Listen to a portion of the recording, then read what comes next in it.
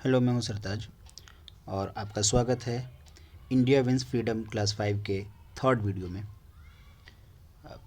First and second video में आपने देखा कि किस तरह से गांधी जी जब अफ्रीका से आए तो उन्होंने अलग अलग तरह का मूवमेंट शुरू किया और चौरी चौरा में जो कुछ भी हुआ उसको उन्होंने किस तरह से देखा। चौरी चौरा मूवमेंट को वो बिल्कुल ही सपोर्ट नहीं किए क्योंकि वो हिंसा नहीं चाहते थे। सुभाष चंद्र बोस ने एक आर्मी बनाई थी जिसका नाम था आज़ाद हिंद फौज। आज़ाद हिंद फौज,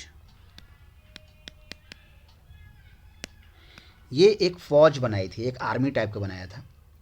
और ये चाहते थे कि जिस तरह से आर्मी उनके पास है हमारे पास भी आर्मी रहेगी तो हम उसको लड़ा देंगे, मतलब लड़ने के बाद हम जीत जाएंगे।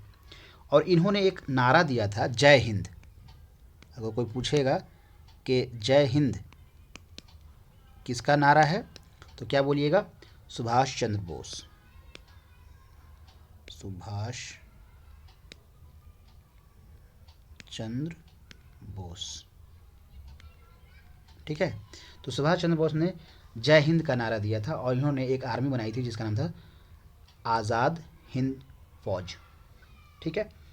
गांधी जी नहीं चाहते थे कि हिंसा हो, इसलिए वो बातचीत, ट्रुथ और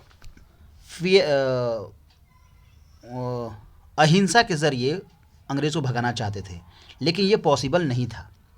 जब देखे कि अब कोई रास्ता नहीं बचता है तो 1942 में 1942 में इन्होंने एक और मूवमेंट शुरू किया, क्विट इंडिया मूवमेंट।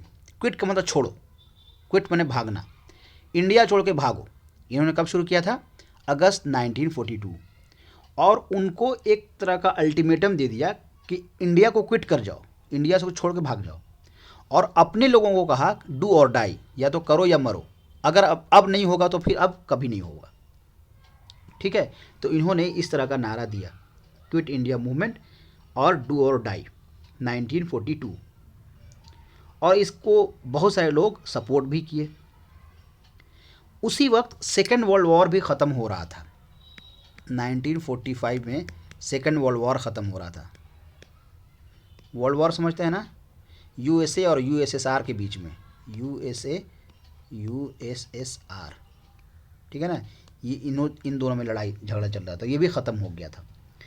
तो ख़त्म हो गया ही था तो अंग्रेज़ जो ऐसे भी थे वो बिल्कुल थक चुके थे लड़ाई कर करके, क्योंकि सेकेंड वर्ल्ड वॉर बहुत दिनों तक चला, तो वो थक गए थे।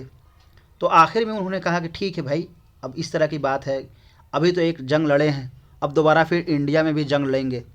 जैसे सुभाष चंद्र बोस ने आज़ाद हिंद फौज जो बनाया था उससे लड़ाई करना होगा।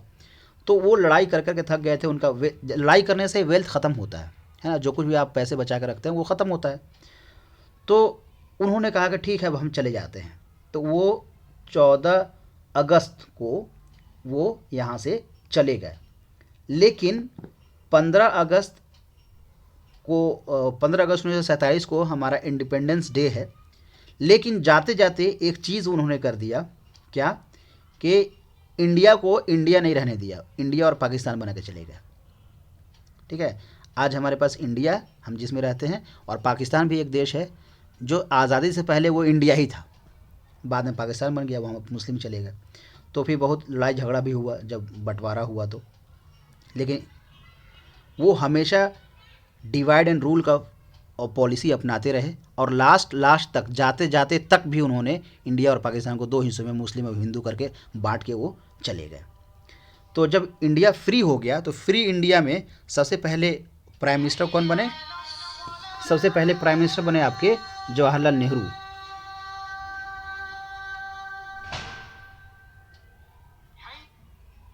जवाहरलाल नेहरू पहले प्राइम मिनिस्टर बने और डॉक्टर राजेंद्र प्रसाद पहले प्रेसिडेंट बने, ठीक है। ये मैं लिख देता हूँ, जवाहरलाल नेहरू,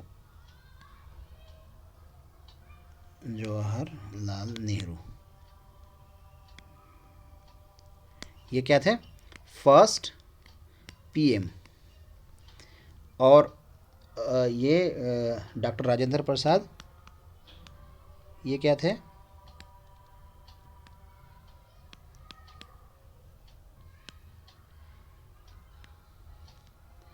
ठीक है, डॉक्टर राजेंद्र प्रसाद ये फर्स्ट प्रेसिडेंट,